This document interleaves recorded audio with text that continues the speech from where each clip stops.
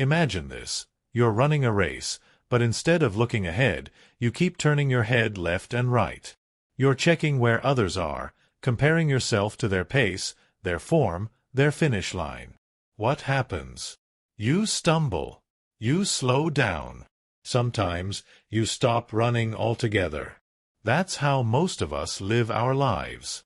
We are so busy watching what everyone else is doing, chasing approval, competing with their highlight reels, comparing our beginnings to their middle, that we forget the most important rule. The only race that matters is the one you're running with yourself. This audiobook is about one powerful principle. Focus on you until you win. Not until tomorrow. Not until someone claps for you. Not until the world finally notices. But until you decide, deep in your bones, that you've crossed your own finish line. Because here's the truth. Most people never win, not because they lack talent, but because they lack focus. They try to be everything for everyone, while losing themselves in the process. They spread their energy so thin that nothing in their life ever truly grows. But you're different. The fact that you're listening right now means you're ready. Ready to stop wasting energy on distractions. Ready to silence self-doubt. Ready to let go of people and habits that no longer serve you. Ready to finally put yourself first, without guilt, without hesitation, and without apology. In this audiobook, you'll learn how to 1. Build a life based on your values and goals. 2. Say no to distractions that drain your energy. 3. Develop routines that build unstoppable mental strength. 4. Cut off toxic influences and protect your peace. 5. Push through self-doubt with clarity and confidence. 6. Keep going even when nobody supports you. 7. Prioritize yourself so you never lose your path again. Every chapter will feel like a wake-up call, honest, practical, and sometimes uncomfortable. But that's how growth works. You're about to start a journey of discipline, self-respect, and inner power. A journey where the only person you need to compete with is yesterday's version of you. So, take a deep breath. Forget about who's watching. Forget about who doubts you. Forget about who left you behind. From this moment forward, repeat this to yourself. I will focus on me until I win. And with that, let's begin. Chapter 1. Stop chasing approval. Start living for yourself. Let me ask you a hard question. How much of your life has been controlled by what other people think of you? Think about it. The clothes you wear, the career path you chose, the way you talk, even the goals you set for yourself. How many of those decisions were influenced by your desire to be liked, accepted, or admired? If you're honest, the answer is probably more than I'd like to admit. And that's not your fault. We were all raised to seek approval. As children, we wanted our parents' praise. In school, we wanted good grades and teachers' validation. Among friends, we wanted to fit in. Society conditioned us to equate approval with success. But here's the dangerous trap. If you spend your life chasing approval, you'll never find true freedom. Because no matter what you do, no matter how much you achieve, someone will always disapprove. You'll never be enough for everyone. And trying to be everything to everyone will eventually leave you feeling like nothing at all. The illusion of approval. Let's break it down. Why do we crave approval so much? Psychology tells us that humans are wired for belonging. Thousands of years ago, being accepted by the tribe meant survival. Rejection meant danger, even death. That's why rejection still hurts so much today. It triggers the same survival alarm in our brains. But here's the difference. Back then, survival depended on the tribe. Today, survival and success depends on focus, on having the courage to live in alignment with your values, even if that means standing alone. Approval is an illusion because it's temporary. People's opinions change like the weather. One day you're loved, the next day you're criticized. If your happiness is built on their approval, your life will be an emotional roller coaster. The cost of chasing approval. When you live for approval, you pay a heavy price. You lose your voice. You stop speaking your truth because you're afraid it will offend someone. You sacrifice your dreams. You choose the safe path, the one others expect, instead of the one that excites your soul. You waste energy. You spend more time managing your image than building your reality. You live with constant anxiety. Every move you make is filtered through the question, "What will they think of me?" And the saddest part? Even after paying this price, approval doesn't guarantee happiness. You can have all the praise in the world and still feel empty inside. The turning point: living for yourself. So, how do you break free? How do you stop chasing approval and start living for yourself? It begins with one decision. Choose authenticity over approval. Authenticity means being honest with yourself about what you truly want, what you truly value, and who you truly are, even if it's unpopular. When you choose authenticity, 3 powerful things happen. You gain clarity about your path. You attract people who genuinely resonate with you.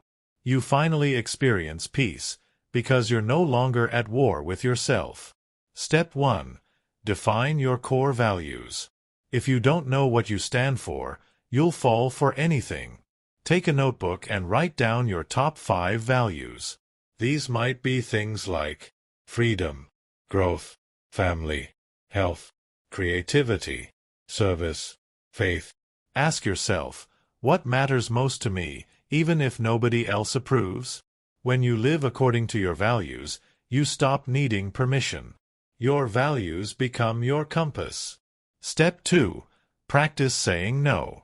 Chasing approval often makes us say yes when we want to say no. We overcommit, overextend, and overwhelm ourselves just to avoid disappointing others.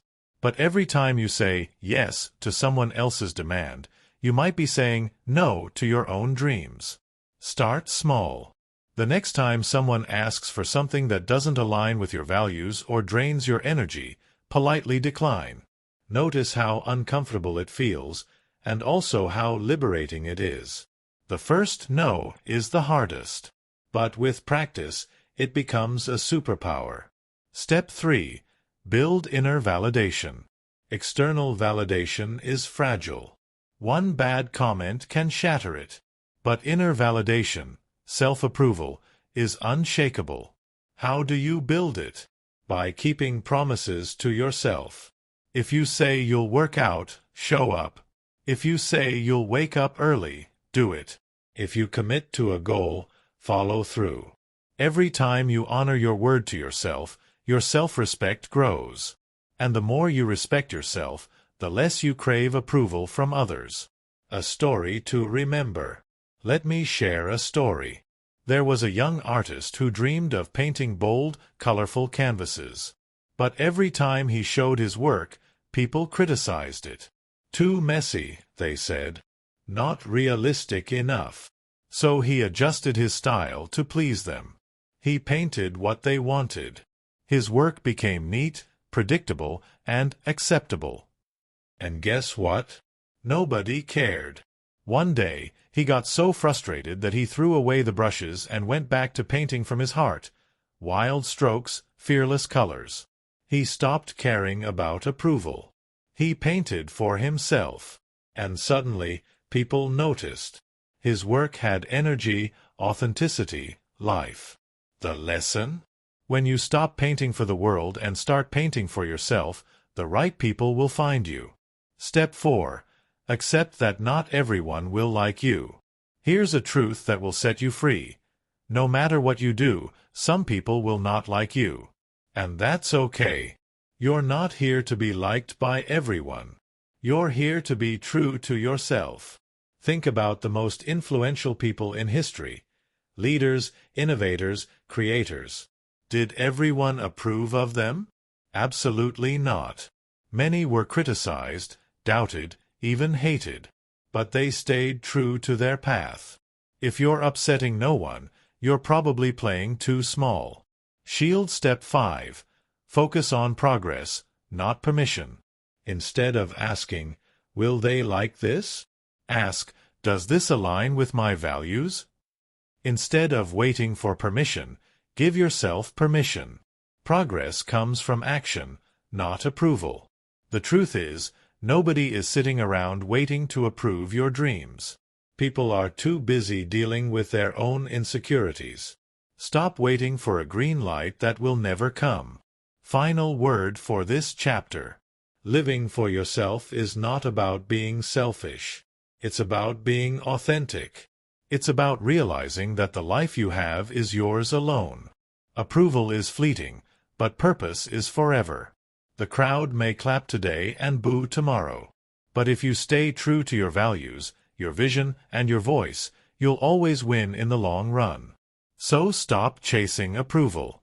Stop living for the applause. Turn inward, align with your truth, and take steps forward every day. Remember this: the world doesn't need another copy. It needs you, the real you. And the moment you stop chasing approval, you'll discover something even greater: self-respect, peace, and unstoppable momentum. Because when you live for yourself, you finally start living. Chapter 2. The Power of Saying No. Protect your energy. Think about how many times in the past week you said yes when deep down you wanted to say no. You agreed to help someone, even though you were already tired. You attended a gathering you didn't want to be at. You took on extra work, even though your own tasks were unfinished. You scrolled through messages, answered calls, and allowed your time to be pulled in 10 different directions. Not because you wanted to, but because you didn't know how to say no. And here's the truth: every unnecessary yes is a withdrawal from your energy bank. Eventually, you're left depleted, drained, and frustrated. This chapter is about reclaiming your energy by learning one of life's most powerful skills: the art of saying no. Why we struggle to say no. Let's be honest, saying no is not easy. For most people, it feels uncomfortable, even guilt-inducing.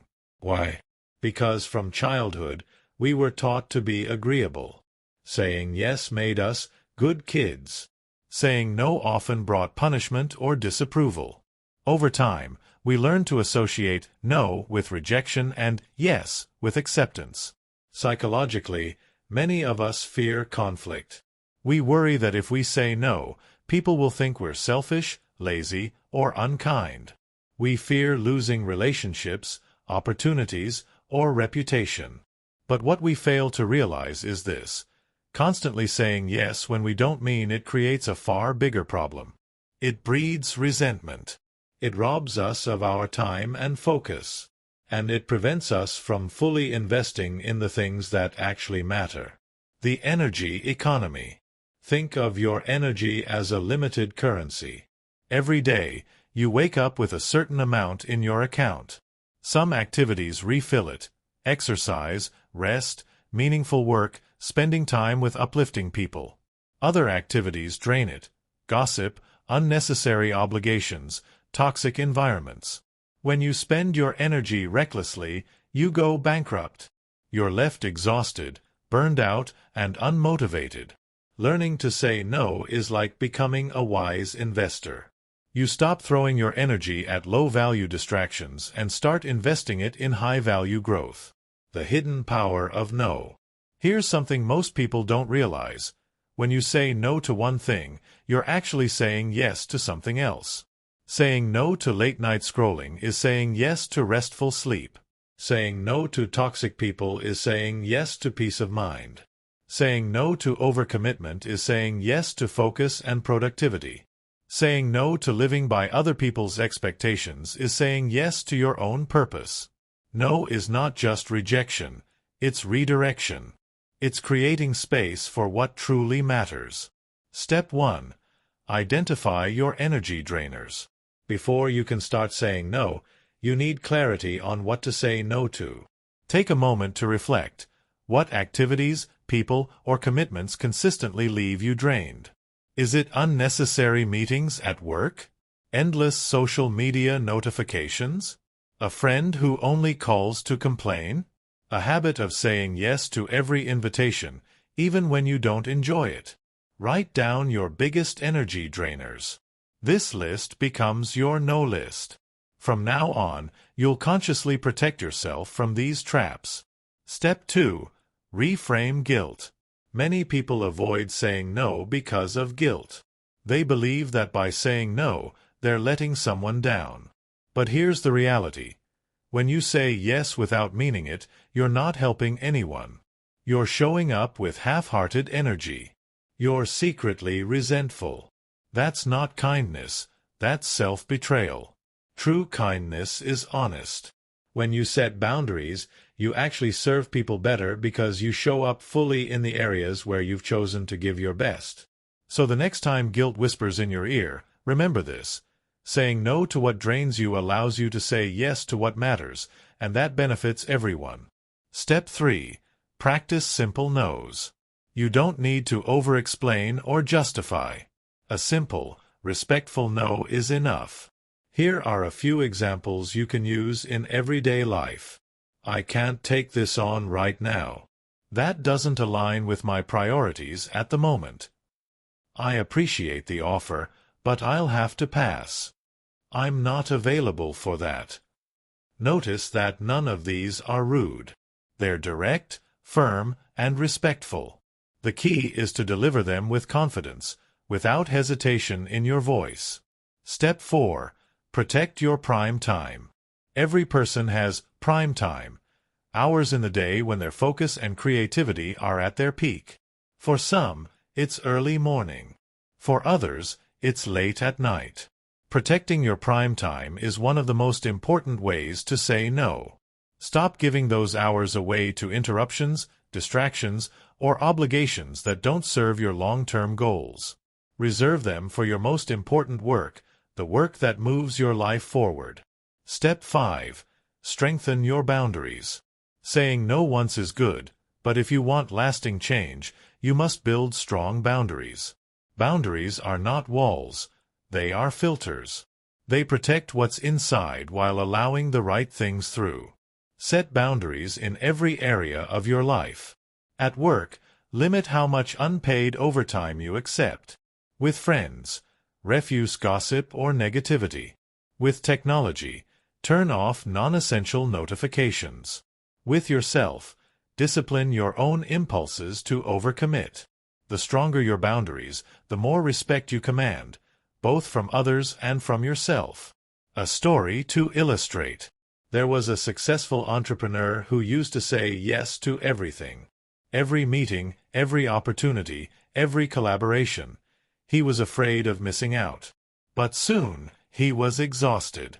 His business plateaued. His personal life suffered. One day, a mentor told him, "You don't need more yes. You need more no's." So he made a rule. If an opportunity didn't align with his top 3 priorities, he said no. At first, it felt uncomfortable. He worried he might offend people. But soon, something amazing happened. His focus sharpened, his energy increased, and his business doubled in growth. The lesson? Success doesn't come from saying yes to everything. It comes from having the courage to say no to most things, so you can say yes to the right things. Step 6. Embrace the silence. Sometimes, the fear of saying no is not about the other person. It's about us. We hate silence. We want to fill the gap with excuses. But excuses weaken your no. Practice the power of silence. When you say, "I can't do that," stop talking. Let the silence stand. You'll be surprised how often people accept it without argument. Step 7. Measure the results. After practicing no for a while, pause and reflect. How has your energy shifted? Are you more focused? Do you feel lighter, freer, more productive?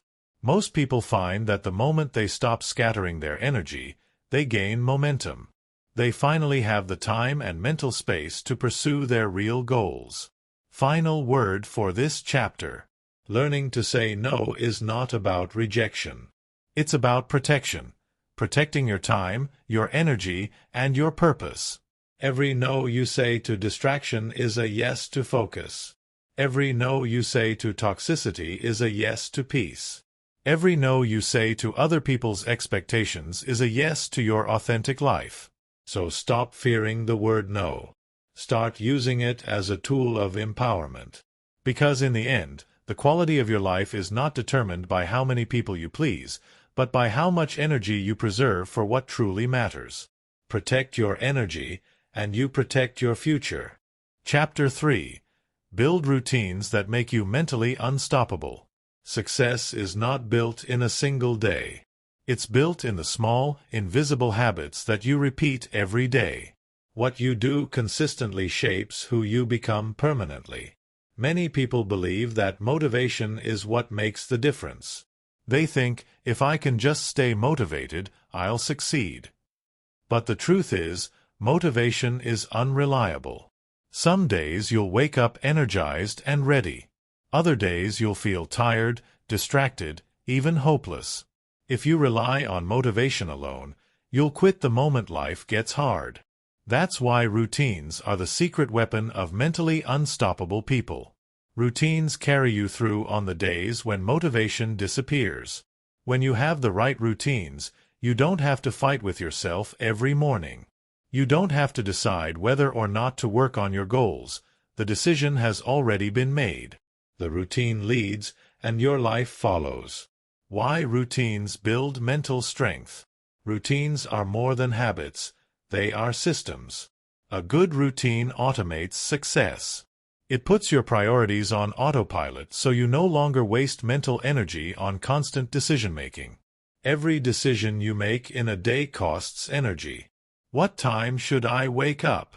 Should I go to the gym? Should I work on my goals or scroll on my phone? Without routines, you face endless micro-decisions, and each one drains your willpower. But with routines, the path is already set. You don't have to debate whether or not to exercise. It's simply what you do every morning. You don't have to question when to focus on your goals. Your routine creates the space. The less energy you spend deciding, the more energy you have for doing. That's the mental strength advantage of routines. Morning routines. Start strong. Your mornings set the tone for your entire day. If you start your day in chaos, you carry that chaos into every task that follows. If you start with focus and discipline, you carry that energy forward instead. Here are some pillars of a strong morning routine. Wake up early and consistently. The time you wake up matters less than the consistency. Train your body and mind to rise at the same time each day. This builds discipline and stability. Move your body. Exercise, even for 10 minutes, sharpens focus and energizes you. Physical strength feeds mental strength. Feed your mind before the world does. Instead of starting with social media or news, begin with something that nourishes your mind. Reading, journaling, meditation, or affirmations.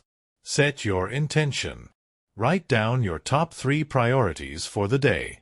This prevents distraction and keeps you aligned with what truly matters. A strong morning routine is not about perfection. It's about control. It reminds you that you are in charge of your day, not the other way around. Evening routines. End with purpose. Just as mornings set the tone for your day, evenings set the tone for your sleep and your next day. An unstoppable mind requires rest, recovery, and preparation. Here are some evening practices that build resilience. Digital detox. Turn off screens at least an hour before bed. The endless stimulation of phones keeps your brain wired and restless. Reflect. Write down what went well today and what you want to improve tomorrow. Reflection turns experience into wisdom. Prepare. Lay out your clothes, organize your space, or plan your schedule for the next day. Reduce friction so you start tomorrow with clarity. Wind down. Create rituals that tell your brain it's time to rest. Reading, stretching, or simple breathing exercises. An evening routine ensures you don't just collapse into bed with the noise of the day still buzzing in your mind. Instead, you transition into rest with peace and intention. Micro routines. Small wins that add up. Not all routines have to be long or complicated. Micro-routines, short, simple actions you repeat throughout the day, can be just as powerful. Examples include drinking a glass of water every time you feel distracted, taking a 5-minute walk between work sessions, practicing deep breathing before important conversations, writing one gratitude sentence at lunch. These micro-routines may seem small, but over time they rewire your mind for focus, calm, and resilience. The compound effect of routines. One of the greatest lessons about routines is that results don't appear overnight. At first, progress is invisible. You might meditate for a week and feel no difference. You might journal for a month and wonder if it's working. But routines compound over time, just like money invested in the bank. The small, consistent deposits you make every day build into massive growth. The writer James Clear calls this the 1% rule. If you improve by just 1% each day, you will be 37 times better after a year. That's the compound effect of routines. Building discipline through routines. When you stick to routines, even when you don't feel like it, you build discipline. And discipline is freedom. Think of discipline like a muscle. Every time you follow your routine instead of your feelings, you strengthen that muscle. Eventually, discipline becomes natural. You no longer fight yourself. You simply follow the system you've created. This is what makes you mentally unstoppable. The world runs on emotion and impulse, but you run on discipline and design. A story to remember. There was a man who struggled with self-doubt. Every time he started a new goal, he quit after a few weeks. He thought he lacked motivation. But one day, his mentor told him, "Stop chasing motivation. Build a system instead." So the man created simple routines: waking up at 6 a.m., writing for 30 minutes, exercising 3 times a week, and journaling before bed. At first, it felt boring. But after months, something shifted. He no longer questioned whether or not he should work on his goals. The routine carried him. Slowly, his results piled up. He finished projects he once thought impossible. His confidence grew. The man realized he didn't need motivation. He needed routines that made discipline automatic. That was his turning point. How to create your own routine. If you want to design routines that last, follow these steps. Start small. Don't overhaul your entire life overnight. Pick 1 or 2 routines and master them before adding more. Attach routines to triggers. For example, after I brush my teeth, I meditate for 5 minutes. Linking habits to existing actions makes them stick. Track progress. Use a journal or checklist. Seeing your streak builds momentum. Expect resistance. Your mind will resist change. Push through the discomfort until the routine becomes second nature. Reward consistency. Celebrate small wins. Rewards reinforce habits. Final word for this chapter. Routines are not restrictions. They are freedom. They free you from wasted time, wasted energy, and wasted potential. When your life is built on strong routines, you no longer rely on willpower. You no longer waste energy deciding what to do. You live with clarity, purpose, and consistency. The person who controls their routines controls their destiny. So build routines that make you mentally unstoppable. Because in the end, success is not what you do once in a while. Success is what you do every single day. Chapter 4. Cut off toxic people without looking back. Let's face it, some of the biggest obstacles in your life are not your lack of talent, not your lack of opportunities, not even your own doubts. Often, the real obstacle is the people around you. You know the ones I'm talking about. The people who drain your energy with constant negativity. The ones who criticize your every move. The ones who discourage your dreams, laugh at your goals, and make you feel small every time you start to grow. These are toxic people. And if you want to win in life, you have to learn the difficult but necessary art of cutting them off, without guilt and without looking back. What makes someone toxic? Before we talk about how to cut them off, let's define what toxic people look like. Toxic people aren't just those who annoy you or disagree with you. They are people who consistently drain your energy. You feel exhausted after spending time with them. Disrespect your boundaries. They don't take no for an answer. Spread negativity. Every conversation turns into complaining, gossip, or criticism. Sabotage your growth. Instead of supporting your progress, they downplay it or mock it, manipulate or control. They use guilt, anger, or fear to get what they want. Notice that toxicity is about patterns, not one-time mistakes. Everyone has bad days. But toxic people repeat these behaviors until they become part of who they are. The hidden cost of keeping toxic people. Many people stay connected to toxic individuals out of habit, guilt, or fear of being alone. But the cost is high. They weaken your mindset. Negativity is contagious. Spend enough time with toxic people, and you start to think like them. They steal your time. Every hour wasted in draining conversations is an hour stolen from your goals. They block your confidence. Toxic people love to plant seeds of doubt. The more you listen, the more you question yourself. They hold you back from growth. It's hard to rise when someone is constantly pulling you down. You can't build a strong future while dragging toxic weights from the past. Why cutting them off feels so hard? If toxic people are so harmful, why do we struggle to let them go? The answer is emotional ties. Often, toxic people are not strangers. They are family members, friends, co-workers, or even romantic partners. We've shared memories with them. We fear the awkwardness or backlash of walking away. We tell ourselves, maybe they'll change. Maybe it's not so bad. But here's the truth. Waiting for toxic people to change is like waiting for poison to turn into medicine. It won't happen. The longer you wait, the more damage is done. Step 1. Recognize their impact. The first step is awareness. Start paying attention to how you feel around certain people. Ask yourself, do I feel energized or drained after spending time with them? Do I feel more confident or more insecure? Do they support my goals or sabotage them? Your emotions don't lie. If someone consistently leaves you feeling worse, that's a sign. Step 2. Set boundaries first. Before you cut someone off completely, try setting boundaries. Boundaries are limits you put in place to protect your peace.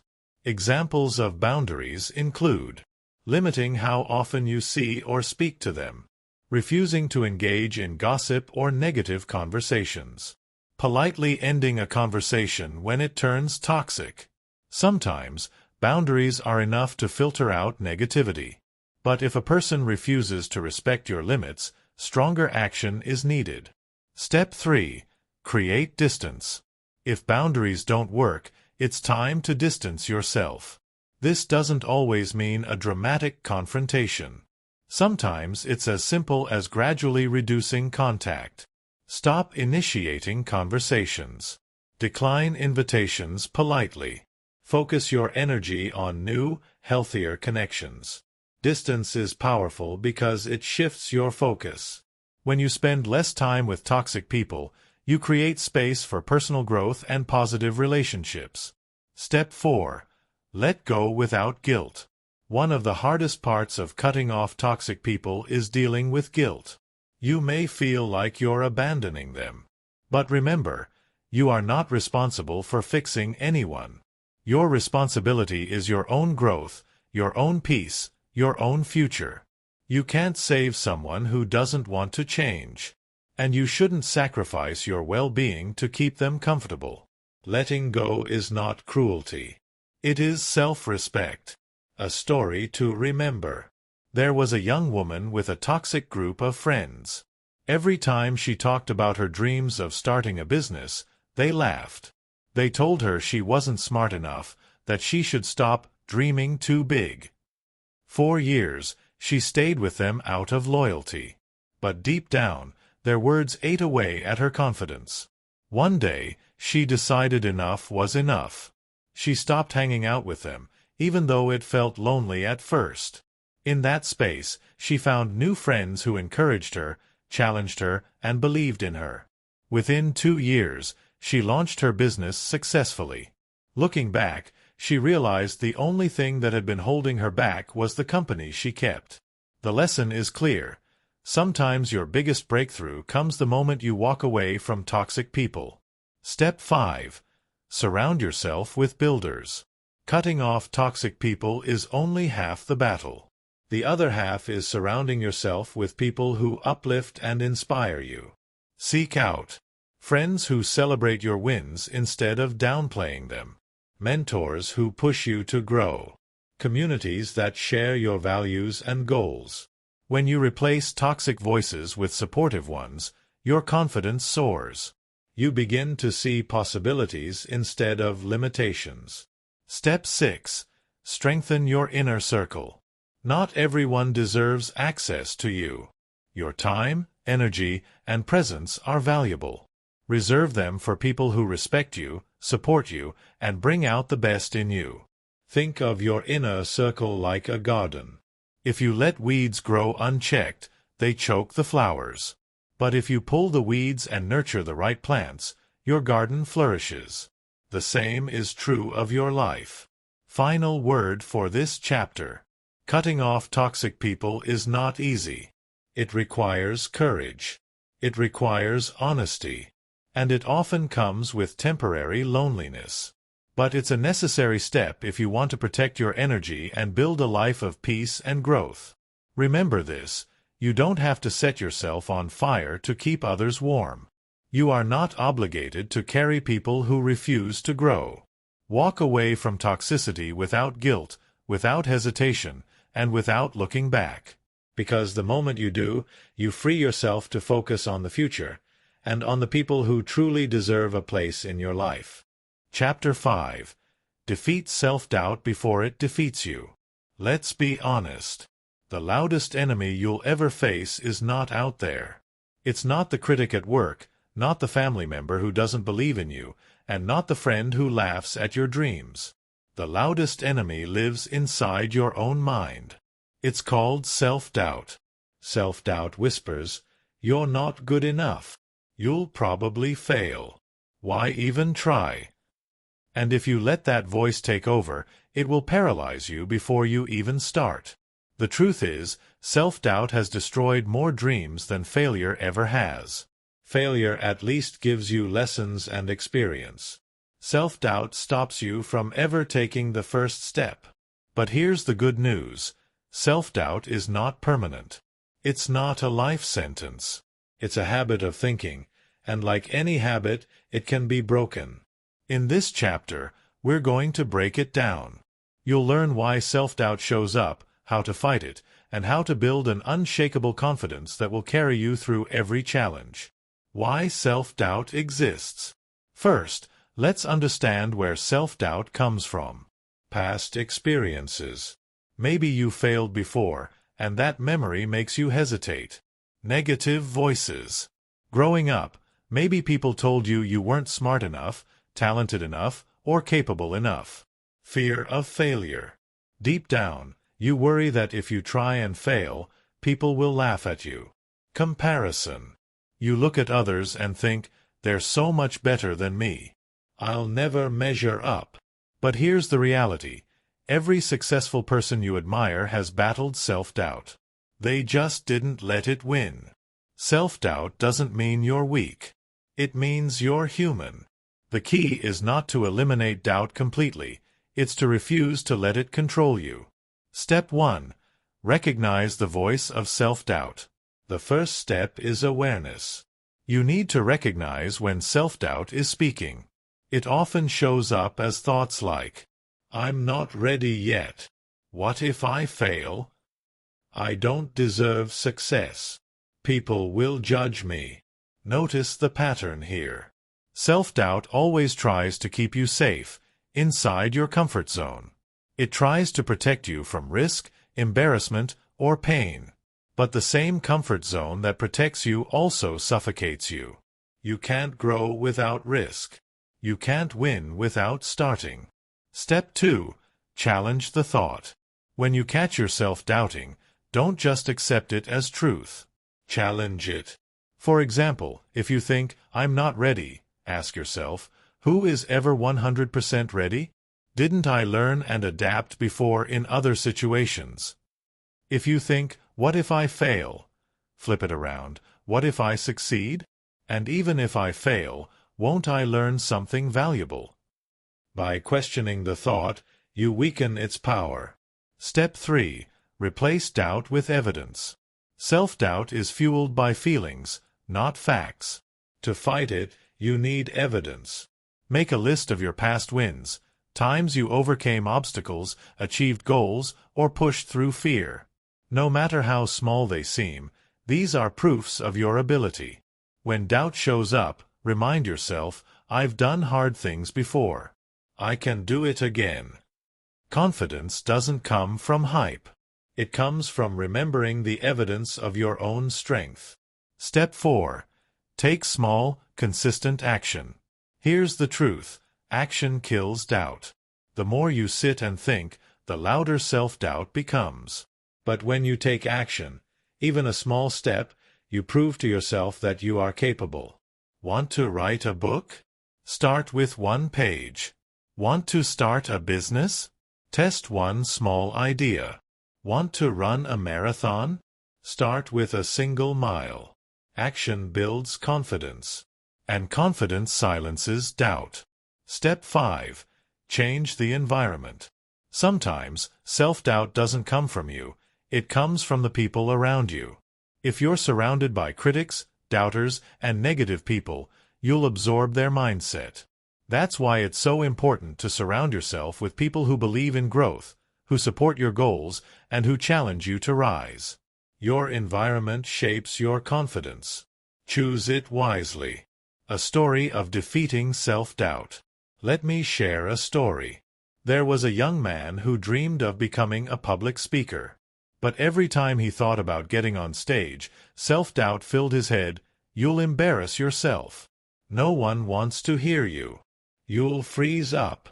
For years, he let that fear control him. Then one day, he decided to take the smallest step possible. He signed up to speak for 5 minutes at a local community event. Was he nervous? Absolutely. His hands shook, his voice cracked. But he finished.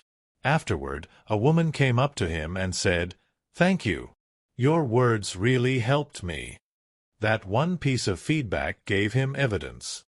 He realized his fear had been lying to him. From that day forward, he kept speaking, growing, and improving. Today, he speaks to thousands of people. The lesson? Confidence doesn't come before action. It comes after. You don't wait until you feel ready. You act first, and readiness follows. Step 6. Develop a self-belief ritual. To consistently defeat self-doubt, you need daily habits that strengthen your belief. Here are a few powerful practices. Affirmations.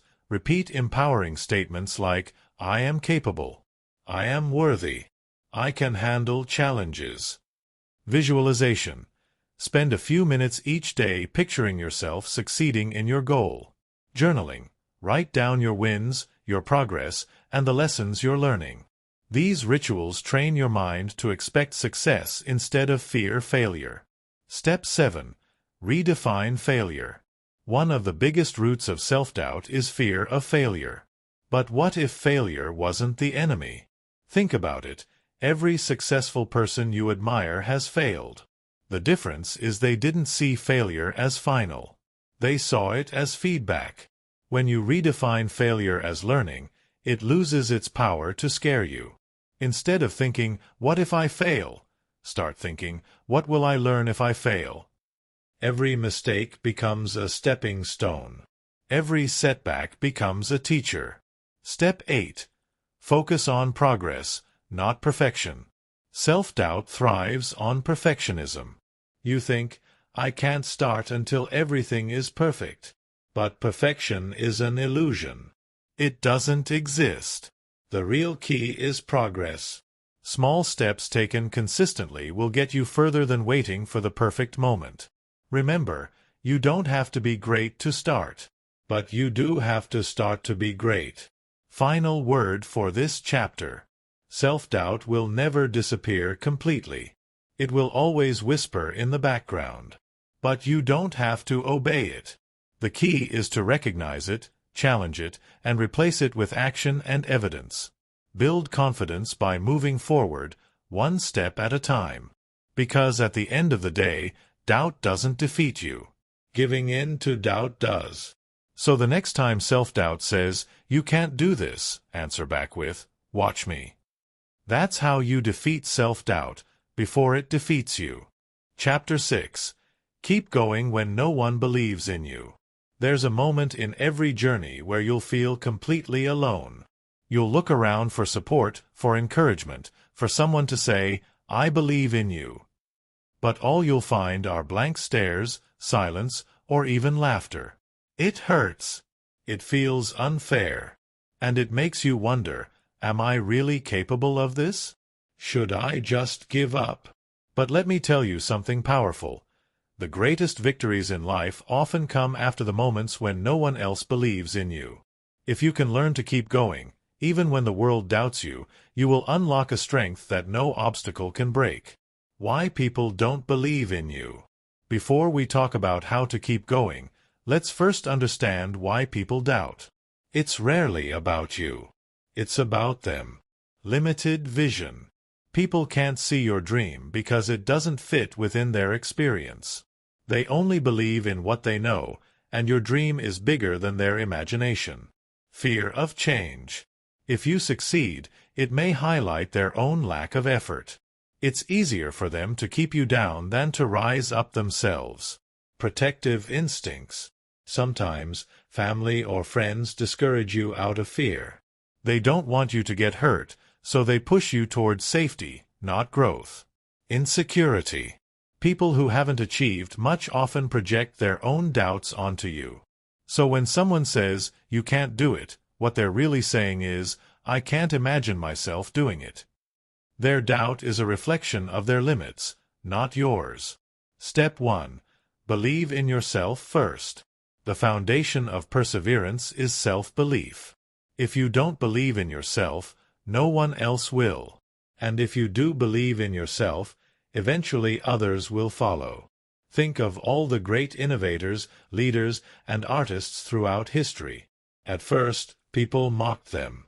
They called them foolish, unrealistic, even crazy. But those visionaries didn't stop. They carried their belief like a torch through the darkness, until the world finally saw the light. So ask yourself, do I believe in my dream enough to stand alone for it? If the answer is yes, you already have what it takes to win. Step 2. Use doubt as fuel. Instead of letting doubt break you, use it to push harder. There's something powerful about turning rejection into motivation. When people say, you'll never make it, let that sentence echo in your mind as a challenge. Prove them wrong not with arguments, but with results. Many of the most successful people in the world didn't succeed because they were encouraged. They succeeded because they were doubted, and that doubt gave them fire. Step 3. Build silent discipline. When no one believes in you, the temptation is to argue, to defend yourself, to try to convince them. But words rarely change minds. Results do. Instead of wasting energy on debates, put that energy into your craft, your routine, your discipline. Train when no one is watching. Work when no one is clapping. Build when no one is supporting. The silence of today will one day be replaced with applause, but only if you stay consistent. Step 4. Create a vision so strong it pulls you forward. When the world doubts you, your vision becomes your anchor. You need a picture of your future so vivid, so powerful, that it keeps you moving no matter who's against you. Close your eyes and imagine. What does your life look like when you succeed? How will it feel to achieve what you've dreamed of? Who will you become in the process? When your vision is strong enough, the noise of doubt fades into the background. A story of perseverance. Let me share an example. There was once a young man who dreamed of revolutionizing the way people communicated. He pitched his idea to dozens of investors. Again and again, they rejected him. They said his idea was foolish, impossible, unrealistic. But he kept going. He refined his idea, worked late nights, sacrificed comfort, and pressed forward even when no one believed. That man was Steve Jobs, and his idea was Apple. Imagine if he had quit because others didn't believe. Imagine if he had let their doubt become his truth. The world we live in today would be completely different. The lesson? Your belief matters more than their doubt. Step 5. Find strength in isolation. Sometimes, walking alone is the price of walking far. When no one supports you, you learn to build your own strength. You learn resilience, patience, and courage. These qualities make you unstoppable, because once you've learned to stand alone, you'll never again depend on external approval to keep moving. So if you feel isolated right now, don't see it as a curse. See it as training. This is where you grow roots strong enough to weather any storm. Step 6. Seek out quiet support. Even if the majority doubt you, there are often a few rare individuals who believe, even if they don't say it loudly. Seek them out.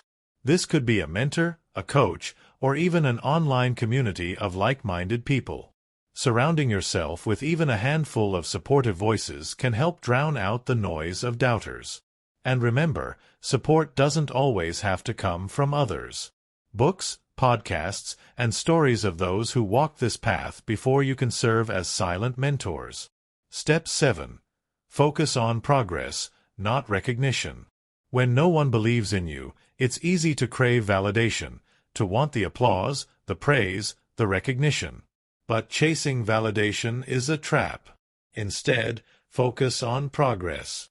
Ask yourself each day, am I further along than I was yesterday? Tiny progress adds up, and eventually it becomes undeniable, even to the doubters. Step 8.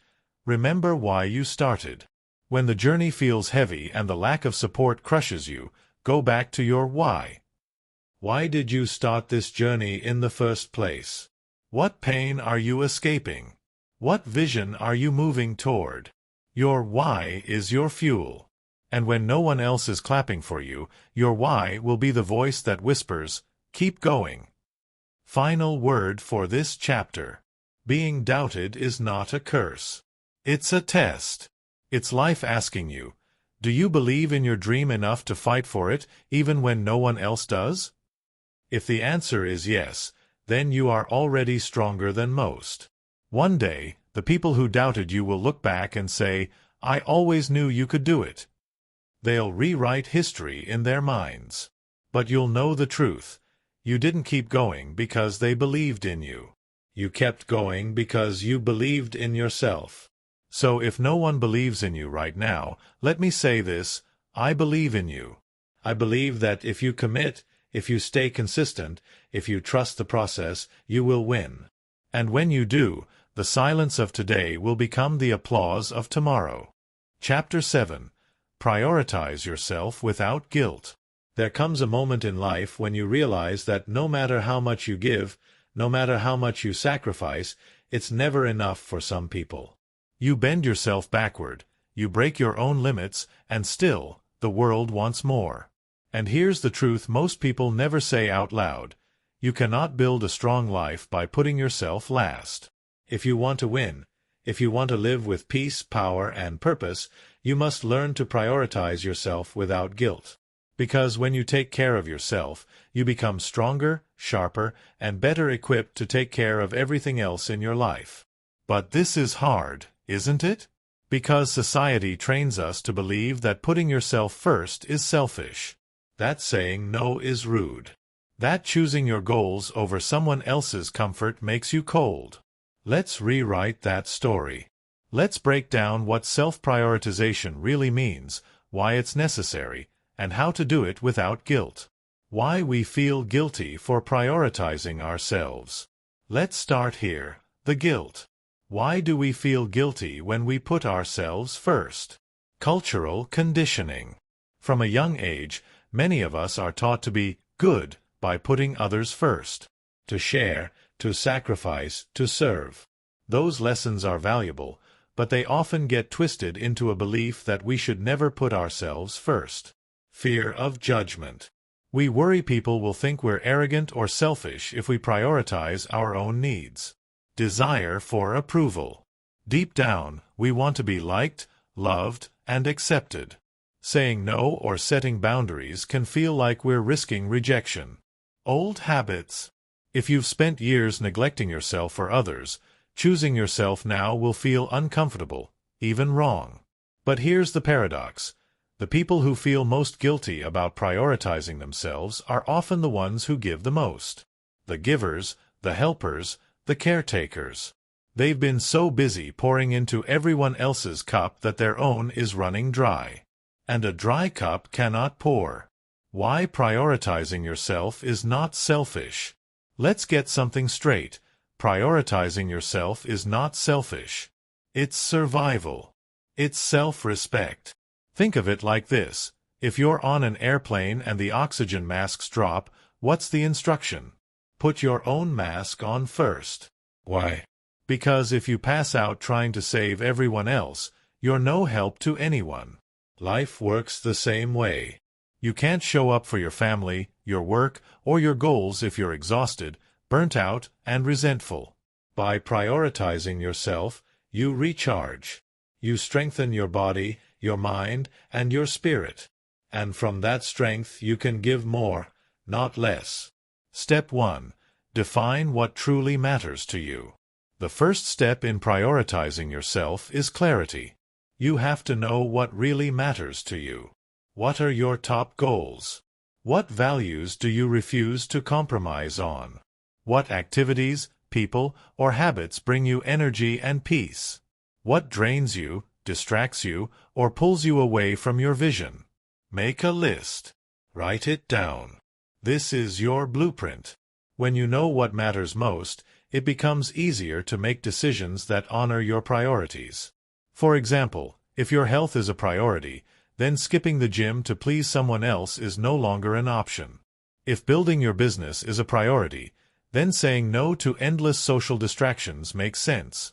Clarity makes self-prioritization feel less like selfishness and more like strategy. Step 2. Master the art of saying no. Here's the hard truth. You cannot prioritize yourself if you can't say no. No is not a rejection. It's a filter. It separates what serves your life from what steals from it. But most people struggle with no. They say yes out of guilt, obligation, or fear of disappointing others. Here's the mindset shift. Every time you say yes to something unimportant, you are saying no to something important. You're trading your energy for someone else's agenda. Start practicing small no's. No, I can't make it tonight. I'm focusing on rest. No, I can't take on extra work right now. No, I'm not available for that. Remember, a clear no is better than a resentful yes. Step 3. Set boundaries without apology. Boundaries are the walls that protect your time, your energy, and your peace. Without them, everyone else decides your life for you. A boundary might look like not answering calls after a certain hour, refusing to engage in gossip or negativity, limiting time with people who drain you, dedicating specific hours only for your work or self-care. Here's the key. Boundaries don't need to be explained, justified, or apologized for. They are not about controlling others. They are about controlling yourself. You don't owe anyone an essay about why you're protecting your energy. A simple, polite statement is enough. Step 4. Replace guilt with gratitude. When you first start prioritizing yourself, guilt will creep in. You'll feel like you're letting people down. Here's how to flip it. Instead of guilt, focus on gratitude. Say to yourself, "I'm grateful I'm choosing rest, so I can show up stronger tomorrow. I'm grateful I'm saying no to distractions, so I can say yes to my future. I'm grateful I'm respecting my boundaries, because I respect myself." Gratitude transforms the sting of guilt into the strength of self-respect. Step 5. Make time for yourself non-negotiable. If something matters, you schedule it. You don't find time, you make it. Your health, your learning, your goals, your rest. These should be non-negotiable appointments in your calendar. Treat them with the same seriousness you treat a doctor's appointment or a business meeting. Because here's the truth. No one else will make time for you. You have to make it for yourself. Block it off. Protect it. Respect it. Step 6. Expect resistance. When you start prioritizing yourself, don't be surprised if some people push back. They'll say things like, "You've changed. You're so selfish now. You don't care about me anymore." Understand this. People who benefit from your lack of boundaries will resist when you set them. That's normal. But their resistance is not your problem to fix. Stay firm. Over time, the people who truly care will adjust, respect, and even admire your strength. The ones who don't? They were only there for what you gave, not for who you are. A story to remember. There was a man who always said yes. He said yes to extra work, yes to every family request, yes to every favor. On the surface, he looked generous. But inside, he was exhausted, frustrated, and resentful. One day, after years of burnout, he collapsed from stress. At that moment, he realized something. No one was taking care of him because he never took care of himself. After recovering, he made a decision. He began setting boundaries. He carved out time for exercise, learning, and rest. At first, people complained. But as months passed, they noticed he was calmer, healthier, and more successful. Eventually, they respected him more. The lesson is clear. When you prioritize yourself, you don't just benefit yourself. You become a better version of you, and that benefits everyone around you. Step 7. Embrace the long-term benefits. Prioritizing yourself might feel uncomfortable in the short term, but in the long term, it changes everything. You'll have more energy. You'll think more clearly. You'll reach your goals faster. You'll attract healthier relationships. You'll live with confidence instead of resentment. And most importantly, you'll build a life that feels like it's truly yours. Chapter 8. Stay consistent when motivation fades. Motivation feels amazing, doesn't it? It's like a spark. A sudden rush of energy that tells you, you can do this. It makes you wake up early, hit the gym, start that business idea, or finally open the book you've been meaning to read. Motivation is exciting. It makes everything feel possible. But here's the hard truth. Motivation doesn't last. No matter how inspired you feel today, that feeling will fade. Life will get busy. Doubt will creep in. Comfort will start whispering, "Take a break, you deserve it." And before you know it, the spark is gone, and you're back at square one. That's why the people who win in life aren't the ones who rely on motivation. They're the ones who master consistency. Consistency means showing up whether you feel like it or not. It's brushing your teeth daily, not just when you're motivated to have fresh breath. It's exercising when you're tired, saving money when you'd rather spend it, studying when Netflix seems easier, and working on your goals when no one is clapping for you. Motivation gets you started. Consistency gets you results. The trap of motivation. Let's be honest. Most of us have started something with fire in our hearts. Maybe a fitness plan, a business project, or even journaling every morning. And in the beginning, it feels unstoppable. But then one day, you don't feel like doing it. Maybe you had a rough night. Maybe life got stressful. Maybe it just doesn't feel exciting anymore. And here's where most people quit. They confuse a lack of motivation with a lack of ability. They think, if I don't feel inspired, maybe I'm not cut out for this. But that's a lie. The truth is, everyone loses motivation eventually.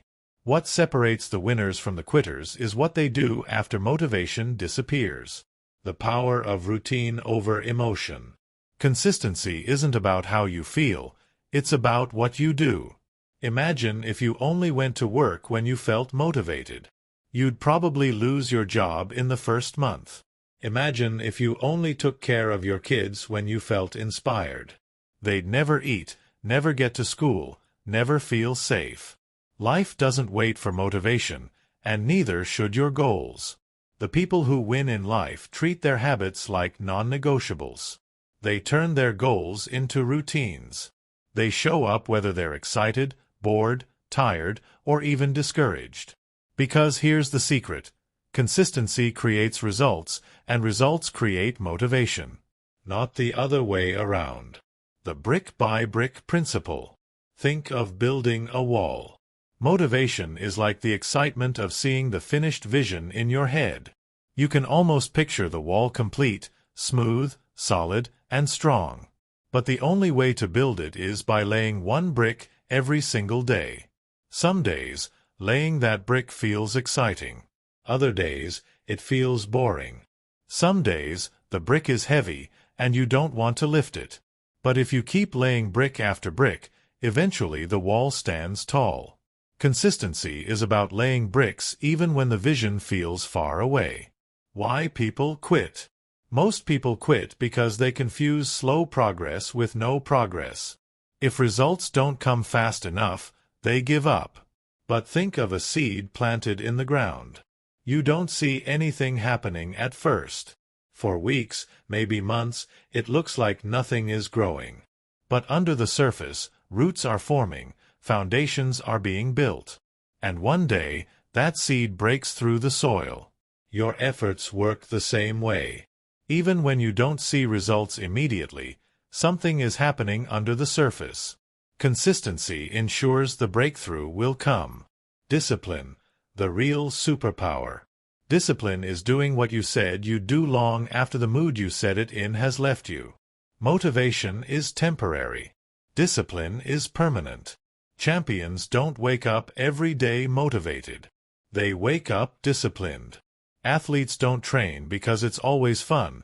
They train because it's necessary. Entrepreneurs don't always feel like working. They work because their dream depends on it.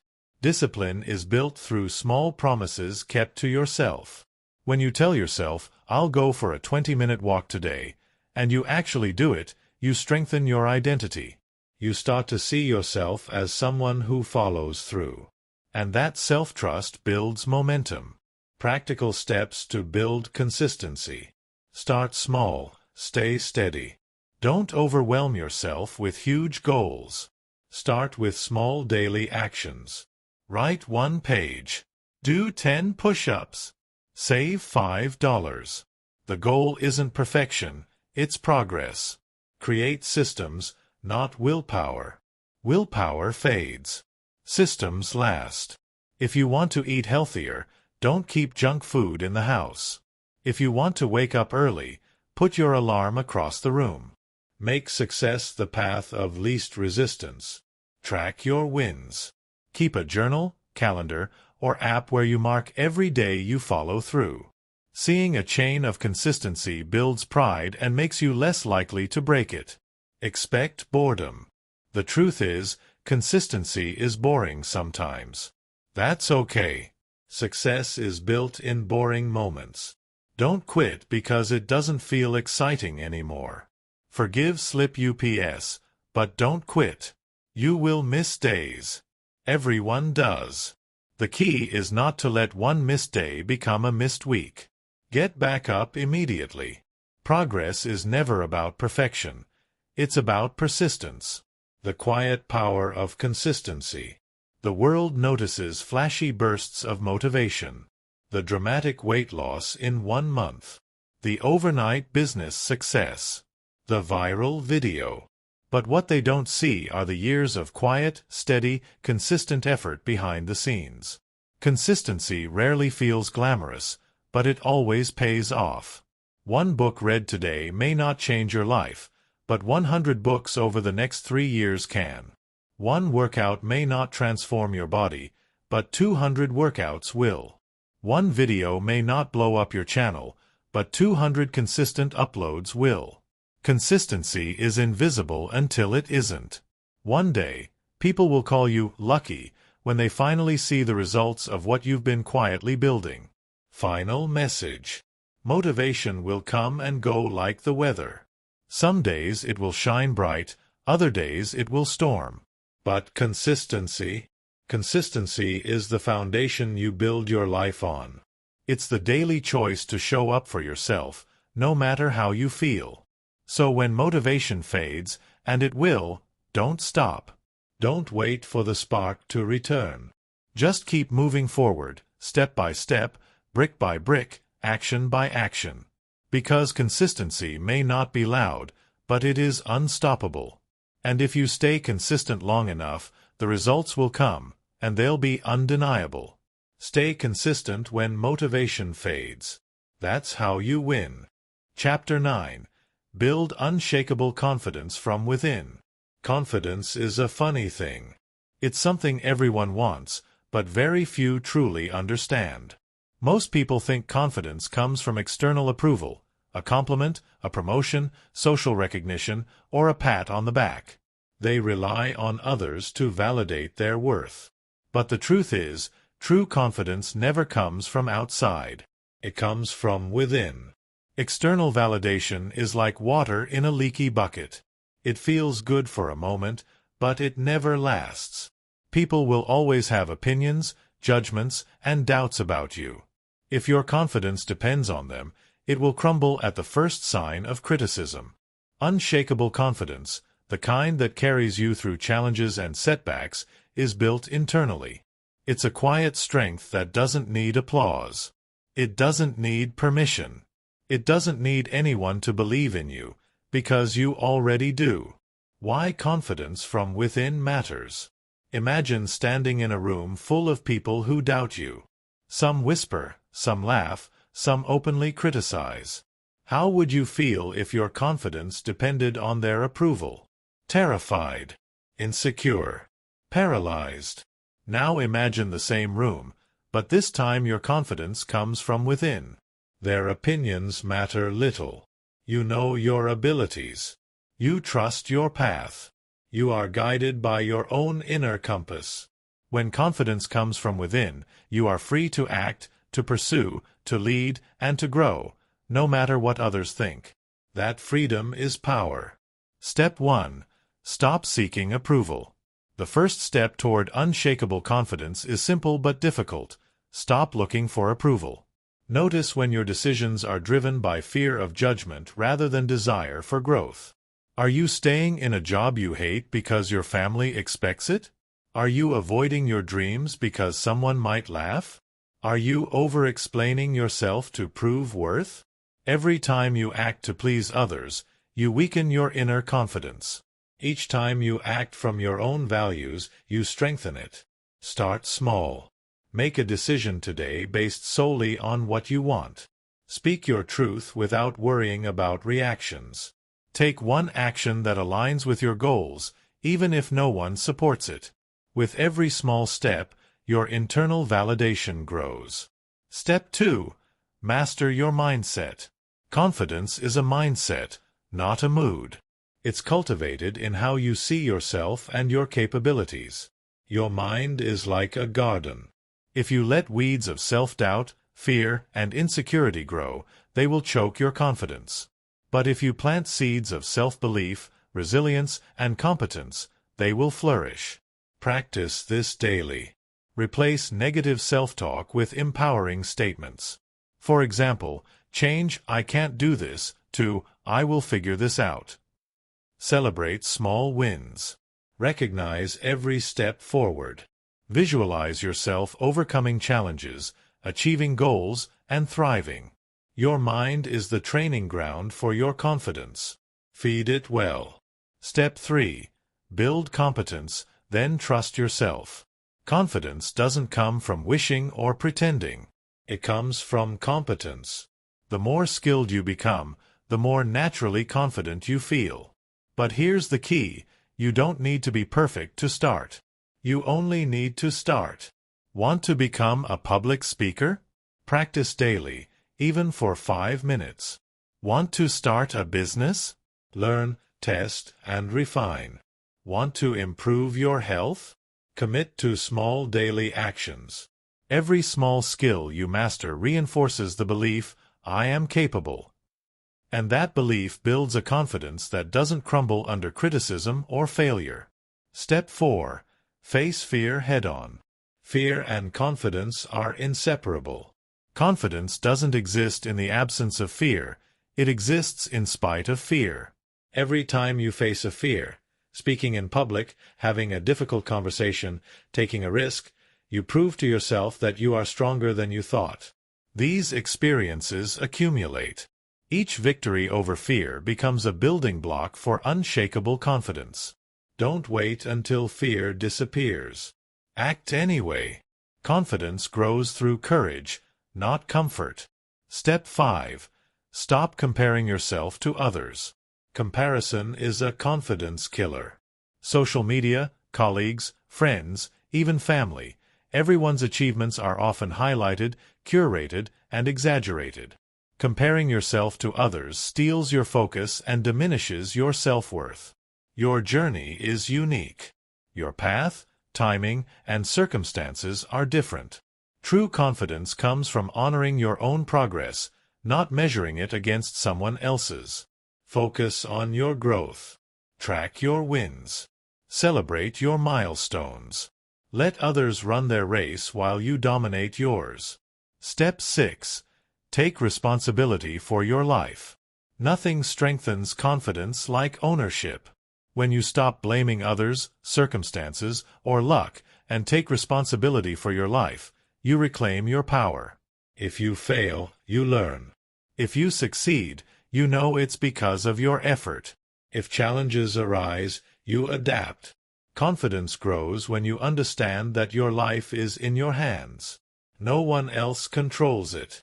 No one else defines your worth. Step 7. Surround yourself with positive influences. Confidence is contagious. If you spend time around people who doubt you, criticize you, or drain your energy, your inner belief will weaken. Seek out people who inspire, support, and challenge you in healthy ways. Mentors, friends, or even role models can reinforce your belief in yourself. Not because they have to approve of you, but because their energy reminds you what is possible. At the same time, limit exposure to toxic influences. Protect your mental space as fiercely as you protect your time and energy. Step 8. Use action as proof. Confidence is built in action. Talking about what you want or thinking about it isn't enough. Every time you take decisive action, you reinforce the message, I am capable. I can handle this. Want to write a book? Write a page today. Want to get fit? Do one workout today. Want to build a business? Make one call, send one email, or create one piece of content. Action silences doubt. It doesn't matter if the outcome is perfect. What matters is that you acted. That's proof to yourself that you are capable. Step 9. Practice self-compassion. Confidence doesn't mean being arrogant or immune to failure. True confidence comes with self-compassion. When you make mistakes, don't tear yourself down. Don't let failure define you. Treat yourself like you would treat a friend, with patience, understanding, and encouragement. The more you accept yourself, flaws, mistakes, and all, the less you seek external validation. Confidence grows in that space of self-acceptance. Final word for this chapter. Building unshakable confidence from within is not about being perfect, loud, or fearless. It's about trusting yourself, taking action, and standing firm in your worth. It's about proving to yourself every day that you are capable, competent, and resilient. It's about choosing your own approval over others. It's about building a foundation so strong that no criticism, failure, or doubt can shake it. Remember, people may doubt you. Circumstances may challenge you. Fear may try to hold you back. But when your confidence comes from within, nothing external can destroy it. Stand tall. Speak your truth. Take action. Face fear. Honor your journey. And let the quiet, unshakable confidence within guide you through every challenge, every obstacle, and every dream. Because the moment you believe in yourself, fully and unapologetically, the world has no choice but to notice. Chapter 10. Turn obstacles into opportunities. Life rarely goes as planned. No matter how prepared you are, obstacles are guaranteed to show up. Some people see obstacles and crumble. Others see them and complain. And then there are those who see obstacles and see opportunity. This chapter is for the latter. This chapter is about learning to shift your perspective, embrace challenges, and use every obstacle as a stepping stone to your growth and success. Because the truth is simple, obstacles are not roadblocks, they are signposts pointing you toward growth. Why obstacles are inevitable. Obstacles are not a punishment. They are part of the process. Life will test your patience. Your goals will be challenged. People will doubt you. Situations will not go your way. Obstacles are the universe's way of asking, how badly do you want this? Every successful person has faced obstacles. Every story of triumph includes struggle. The difference is not that some people avoid obstacles, but that some people see opportunity where others see defeat. Step 1. Shift your perspective. The first step to turning obstacles into opportunities is a mindset shift. Instead of asking, why is this happening to me? Ask, what can I learn from this? Obstacles are rarely permanent. They are temporary challenges that test your resilience, creativity, and focus. When you approach problems with curiosity instead of fear, you turn obstacles into lessons. For example, losing a job might seem like a disaster, but it could be the push you need to start your own business. A failed relationship can feel like heartbreak, but it can teach you what you truly need and value in life. Financial struggles can force you to develop discipline and smarter money habits. Every obstacle carries a hidden lesson or opportunity. The trick is to look for it. Step 2. Take ownership. Obstacles become opportunities when you take responsibility. You might be tempted to blame others, circumstances, or bad luck. That's normal. But as long as you are waiting for someone or something else to fix your problem, you remain stuck. Taking ownership means asking yourself, what can I control here? What steps can I take to move forward? What can I learn from this situation? Once you accept responsibility, you reclaim your power. You no longer see yourself as a victim of circumstance. Instead, you become the driver of your life. Step 3. Break the problem into pieces. Big obstacles feel overwhelming. They paralyze you. They make you want to give up before you even start. The solution: break the problem into smaller, manageable parts. Identify the main challenge. Break it into sub-steps. Focus on completing one step at a time. Small wins accumulate. One step forward builds momentum. Eventually, what seemed impossible becomes achievable. Obstacles lose their power when you approach them strategically rather than emotionally. Step 4. Reframe failure. Most obstacles feel like failure at first. You try something and it doesn't work. You plan and it doesn't go as expected. You face rejection, loss, or disappointment. Here's the key: failure is not the end. It's information. Every failed attempt teaches you what doesn't work.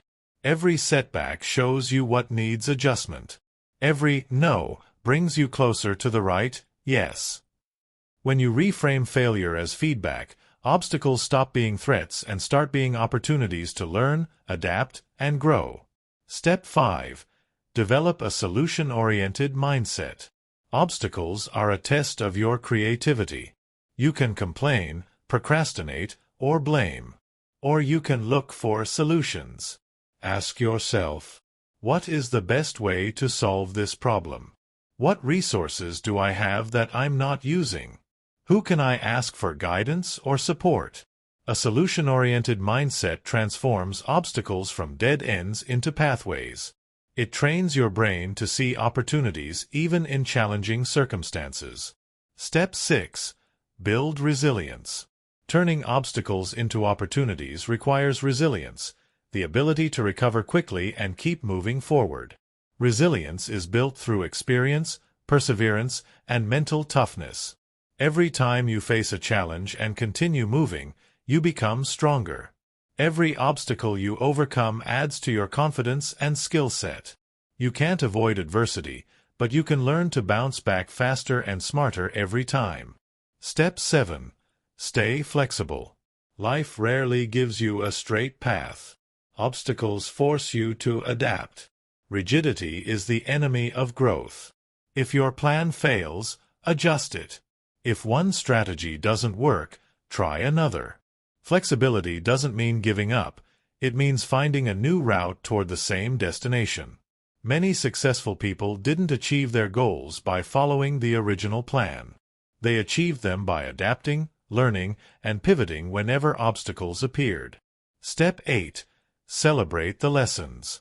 When you overcome an obstacle, don't just move on. Pause and reflect. Ask yourself, what did I learn?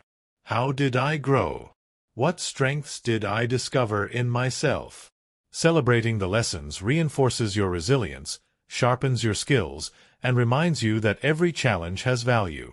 Obstacles aren't just problems to endure. They are opportunities to evolve into a stronger, wiser version of yourself. A story of opportunity in adversity. Consider Thomas Edison. He faced thousands of failed experiments before inventing the electric light bulb.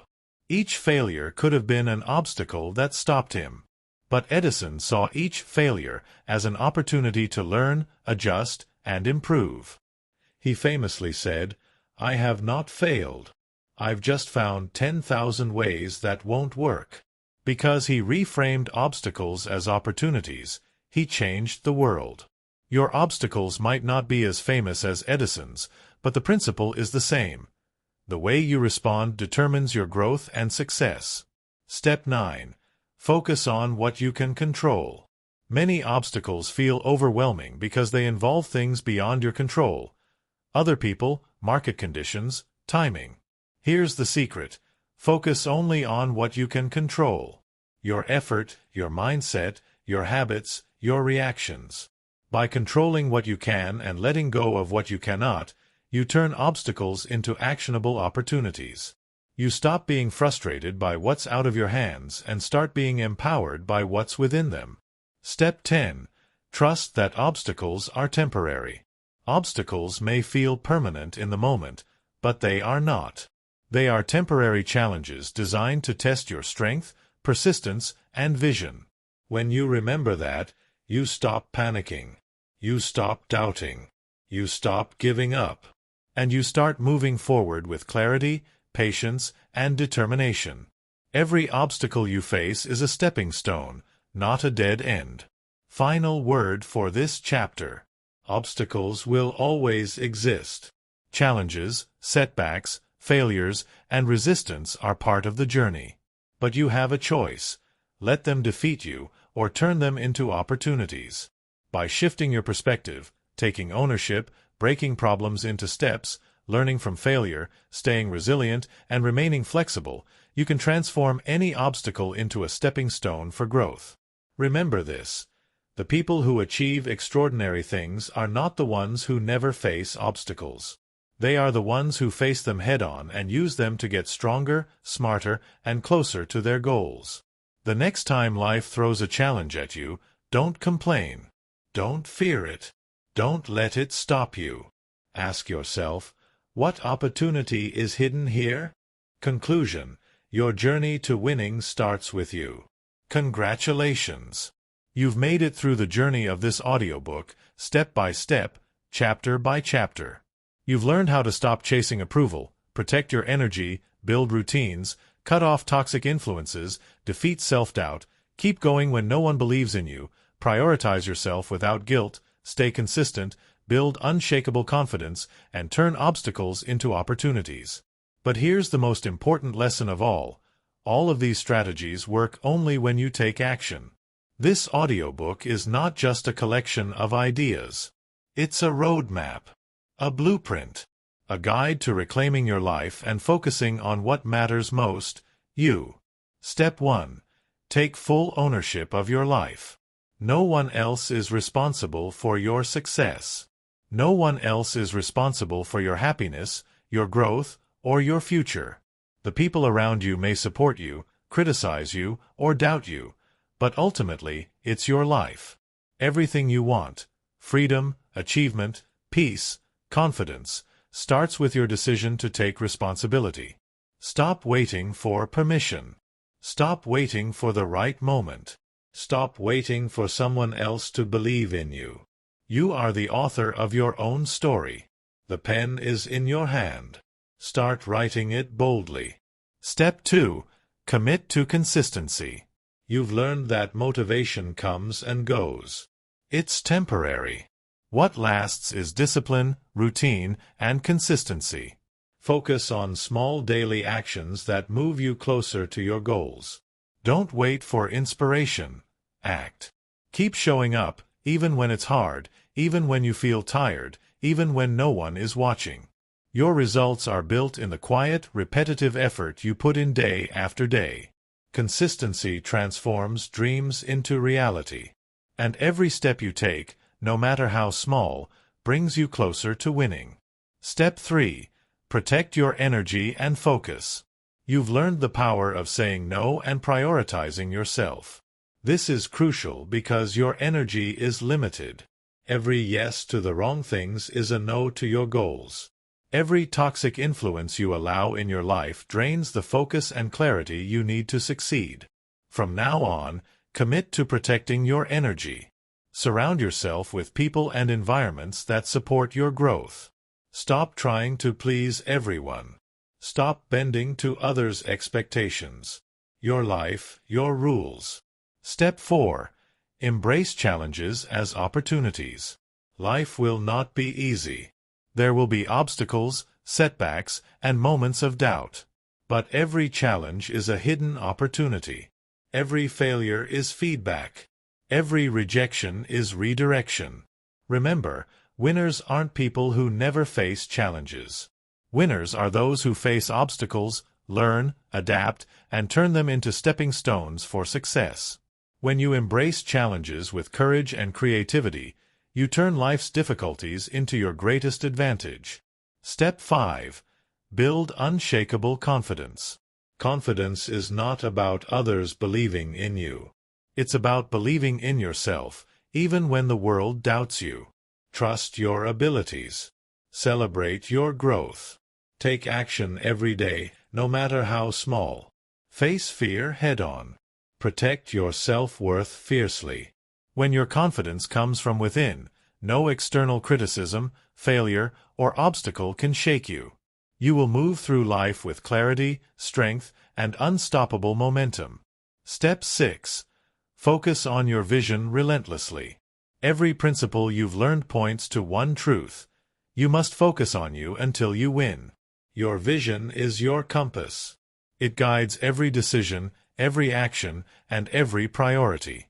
When you stay focused on your goals and values, the distractions, doubts, and naysayers lose power.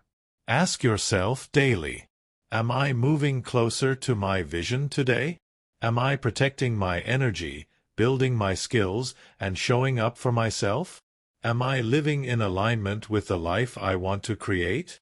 If your answer is yes, you are on the path to winning, no matter what anyone else thinks. Step 7. Take action now. Knowledge alone will not change your life. Motivation alone will not change your life. Only action changes your life. Start today. Not tomorrow. Not next week. Start now. Apply what you've learned. Say no to distractions. Build routines that support your growth. Cut off toxic influences. Defeat self-doubt. Prioritize yourself without guilt. Turn obstacles into opportunities. Every small step compounds. Every action reinforces your confidence. Every choice brings you closer to victory. Your journey ahead. Winning in life isn't about luck. It's not about talent alone. It's about focus, persistence, and the courage to keep moving when it's hard. The journey will challenge you. You will face setbacks. You will meet resistance. But remember this, the path you are walking is the path of growth. The struggles you overcome now will define the life you create tomorrow. Every successful person started exactly where you are, with doubts, fears, and obstacles. What set them apart was the decision to focus on themselves until they won. Final words. This audiobook ends here, but your journey is just beginning. Commit to yourself. Protect your energy. Build your habits. Face your fears. Stay consistent. Trust yourself. And turn every challenge into an opportunity. You don't need permission. You don't need approval. You only need to believe in yourself and take action every single day. The life you dream of is waiting.